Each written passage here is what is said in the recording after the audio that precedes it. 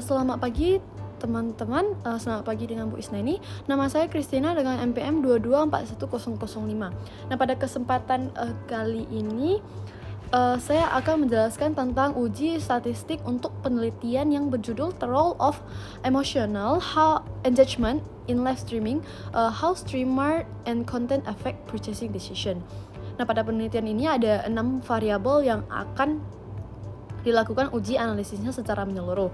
Adapun hipotesis penelitian yang akan diuji ada 11, yaitu yang pertama itu streamer attractiveness berpengaruh positif terhadap arousal, yang kedua para social interaction berpengaruh positif terhadap arousal, yang ketiga information quality berpengaruh positif terhadap arousal, yang keempat arousal berpengaruh positif terhadap hedonic consumption. Yang kelima itu ada arousal berpengaruh positif terhadap impulsive consumption. Yang keenam, arousal memediasi hubungan antara streamer attractiveness dan hedonic consumption. Yang ketujuh, arousal memediasi hubungan antara para social interaction dan hedonic. Dan yang ke-8, arousal memediasi hubungan antara information quality dan hedonic consumption. Yang ke-9, arousal memediasi hubungan antara streamer attractiveness dan impulsive consumption. H10, arousal memediasi hubungan antara para social interaction dan impulsive consumption. Nah, yang terakhir itu ada arousal memediasi hubungan antara information quality dan impulsive consumption. Nah, yang pertama kali yang dilakukan adalah melakukan persiapan pada Excel, di mana hal ini yaitu melakukan input data pada Excel seperti yang terlihat pada file Excel berikut. Nah, langkah selanjutnya yaitu melakukan import data pada Smart PLS. Untuk melakukan import data pada Smart PLS, klik pada Create New Project dan klik pada Import Data, lalu pilih data Excel yang telah disimpan. Nah, selanjutnya kita melakukan pembuatan model penelitian. Nah, untuk model penelitian ini berdasarkan pada hasil pengembangan hipotesis.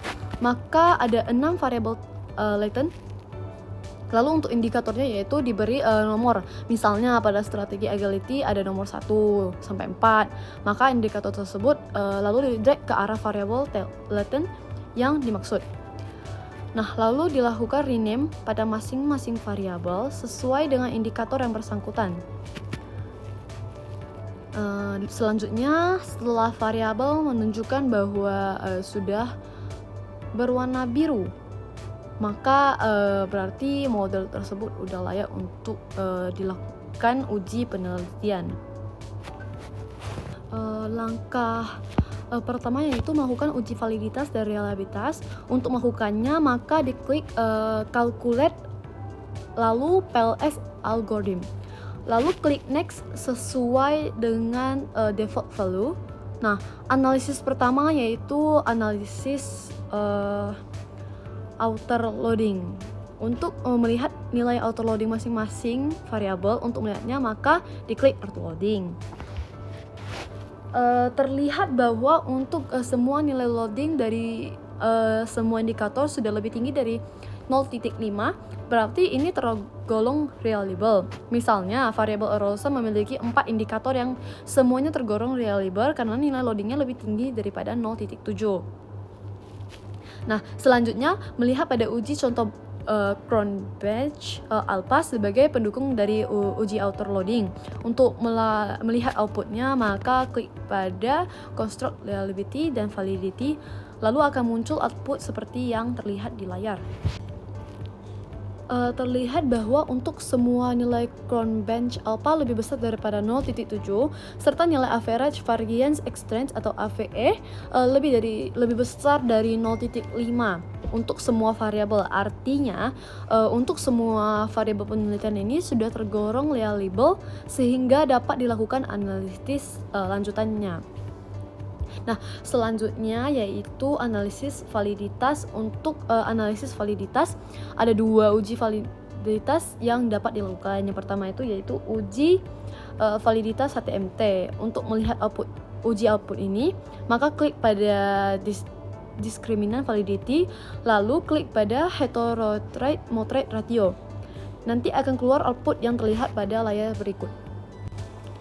Nah, terlihat bahwa untuk hasil uji validitas HTMT, semua variabel sudah tergolong valid karena nilainya di bawah 0,85. Nah, ini artinya hasil uji validitas HTMT menunjukkan bahwa semua variabel pada penelitian ini sudah tergolong valid.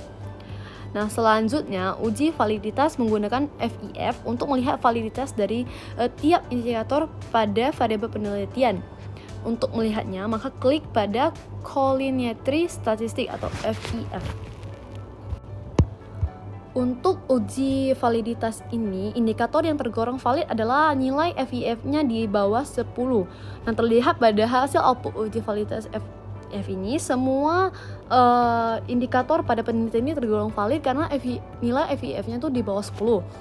Nah, nilai FIF tertinggi hanyalah pada variabel AR4 dengan FIF sebesar 2,501 yang masih jauh di bawah nilai 10.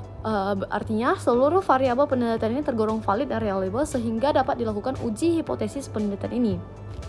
Selanjutnya dilihat pada uji R-square untuk menguji koefisien determinasi dari model penelitian ini. Untuk mengujinya, maka diklik pada R-square untuk melihat nilai R-square dari model penelitian ini.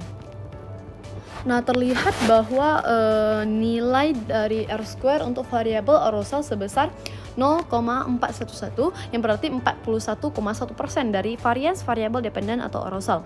Nah, dapat dijelaskan oleh variabel independen dari penelitian ini yaitu streamer attractiveness, parasocial interaction, dan information quality. Sedangkan sisanya yaitu 58,9% dijelaskan oleh variabel lain yang tidak dimasukkan pada model penelitian ini. Sedangkan untuk variabel hedonic consumption memiliki R-square sebesar 0,342, artinya 34,2% dari varians variabel dependent hedonic consumption dapat dijelaskan oleh variabel independen dari penelitian ini yaitu arousal.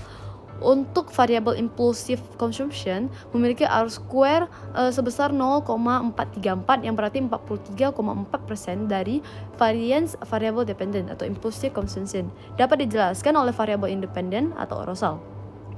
Nah, secara keseluruhan angka R-square ini tergolong tinggi untuk penelitian sosial yang menunjukkan bahwa model penelitian ini memiliki kekuatan penjelas yang baik. Nah, untuk menguji hipotesis penelitian, maka klik pada calculate dan bootstrapping, lalu klik next sesuai dengan default value untuk pengujian hipotesis penelitian. Lalu pada bagian PET coefficient untuk melakukan pengujian hipotesis pertama yaitu menguji pengaruh langsung yang dapat dilihat pada PET coefficient. Nah, pada bagian ini dapat dilihat nilai p-value untuk melakukan pengujian hipotesis penelitian. Hipotesis pertama yaitu streamer attractiveness berpengaruh positif terhadap arousal. Untuk melakukan pengujian hipotesis pertama ini, maka dapat dilihat pada nilai p-value antara streamer attractiveness arousal yang nilainya lebih kecil daripada nilai alpha 5% atau 0,05. Artinya hipotesis pertama diterima, ini berarti streamer attractiveness berpengaruh positif terhadap arousal. Selanjutnya yaitu hipotesis yang kedua yang menguji pengaruh dari parasocial interaction terhadap arousal. Untuk melakukan pengujian hipotesis kedua ini, maka dapat dilihat pada nilai p-value antara parasocial interaction ke arousal yang nilainya lebih kecil daripada nilai alpha 5% atau 0,5%. Yang artinya hipotesis kedua juga diterima. Ini berarti parasocial interaction berpengaruh positif terhadap arousal. Untuk hipotesis yang ketiga, information quality berpengaruh positif terhadap arousal. Pengujian ini melihat nilai p-value antara information quality, arousal yang nilai lebih kecil daripada nilai alpha, artinya hipotesis ketiga diterima. Ini berarti ada cukup bukti untuk menerima hipotesis ketiga sehingga information quality berpengaruh positif terhadap arousal. Nah, hipotesis yang keempat yaitu arousal berpengaruh positif terhadap hedonic consumption. Untuk hipotesis keempat ini dapat dilihat dari nilai p-value antara arousal hedonic consumption yang nilainya lebih kecil daripada nilai alpha, yang artinya hipotesis keempat juga diterima. Ini berarti ada cukup bukti untuk menerima hipotesis keempat yang dapat disimpulkan bahwa arousal berpengaruh positif terhadap hedonic consumption. Yang terakhir yaitu hipotesis kelima yang menguji pengaruh arousal terhadap impulsive consumption. Nilai p-value dapat dilihat untuk hubungan arousal impulsive consumption yang nilainya lebih kecil dari 0,05 karena nilai p-value lebih kecil daripada nilai alpha. Artinya hipotesis kelima diterima, berarti arousal berpengaruh positif terhadap impulsif consumption.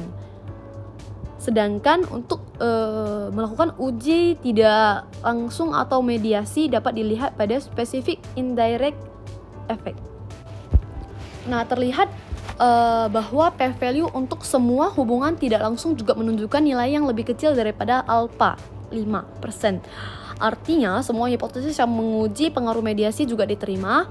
Pada hipotesis yang keenam, artinya arousal memediasi hubungan antara streamer attentiveness dan hedonic consumption. Hipotesis ketujuh juga diterima, berarti arousal memediasi hubungan antara parasocial interaction ke hedonic consumption. Hipotesis ke-8 menunjukkan bahwa arousal memediasi hubungan antara information quality dan hedonic consumption. Selanjutnya hipotesis ke-9 hingga 11 juga diterima. Artinya arousal memediasi hubungan antara streamer attractiveness dan impulsive consumption, parasocial interaction dan impulsive consumption, serta juga information quality dan impulsive consumption. Kesimpulannya yaitu seluruh hipotesis diterima pada penelitian ini. Sedemikian uji hipotesis serta uji model yang dapat dilakukan pada penelitian ini yang telah dilakukan secara menyeluruh. Terima kasih atas perhatiannya.